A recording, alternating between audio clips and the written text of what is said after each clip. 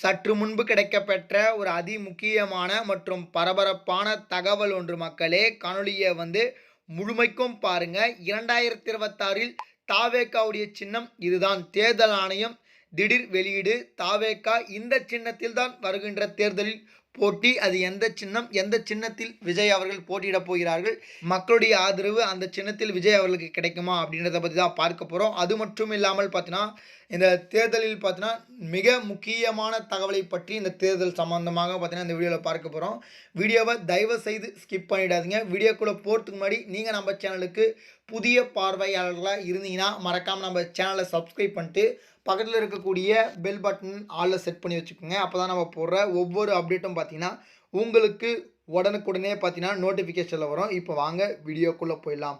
அதாவது 2026 தேர்தலில் தாவேகா போட்டியிடுகின்ற சின்னம் என்னவாக இருக்கும் அப்படின்னு சொல்லிட்டு மக்களிடையே நிறைய விதமான எதிர்பார்ப்பு இருக்கிறது.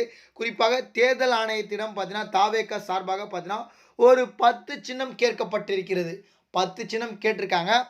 சின்னம் கட்சிகளுக்கு எவ்வளோ முக்கியம் அப்படின்னு சொல்லிட்டு தெரியும்.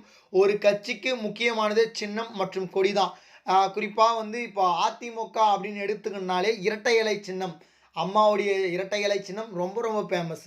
அதே போல் பார்த்தீங்கன்னா உதயசூரியன் எடுத்துனாலே இந்த திமுகன்னு எடுத்துக்கினாலே உதயசூரியன், பாமக எடுத்துக்கினா பார்த்தீங்கன்னா அந்த மாம்பழம் அப்படின்னு சொல்லிட்டு சொல்லிக்கிட்டே போகலாம். அது மாதிரி பார்த்தீங்கன்னா விஜய் அவர்களுக்கு இந்த தேர்தலில் போட்டியிடுவதற்கான சின்னத்தை கேட்டு மனு தேர்தல் ஆணையத்திடம் கொடுத்திருக்கிறார்கள்.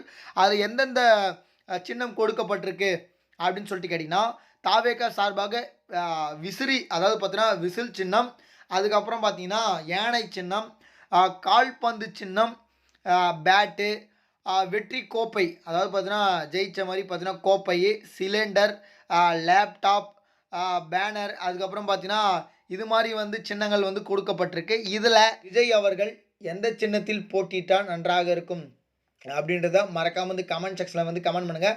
தாவேகாவிற்கு அதாவது தாவேகாவுக்கு ஏற்ற போல் எந்த சின்னம் இருக்கும் அப்படின்னு சொல்லிட்டு மக்கள் உங்களுடைய கருத்துக்களை பதிவு செய்யுங்க.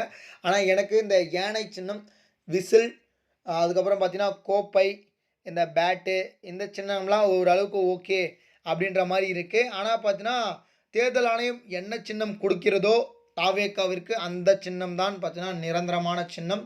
அந்த சின்னத்தில் தான் வருகின்ற 2026 தேர்தலில் விஜய் அவர்கள் களம் இறங்குவார் அப்படின்றத அதிகாரப்பூர்வமாக பார்த்தீங்கன்னா இந்த காணொலியில் சொல்கிறேன். ஓகே மக்களே, உங்களுக்கு இதில் எந்த சின்னம் பிடிச்சிருக்கு அப்படின்றத மறக்காமல் கமெண்ட் பண்ணுங்கள். நம்ம சேனலுக்கு இப்போ தான் ஃபஸ்ட் டைம் வந்திருக்கீங்கன்னா மறக்காமல் நம்ம சேனலை சப்ஸ்கிரைப் பண்ணிட்டு பக்கத்தில் இருக்கக்கூடிய பெல் பட்டனை ஆலில் செட் பண்ணி வச்சுங்க. நன்றி மக்களே, அடுத்த வீடியோவில் சந்திப்போம். நன்றி, வணக்கம். அதுவரை உங்களிடம் விடைபெற்றுக் கொள்கிறேன்.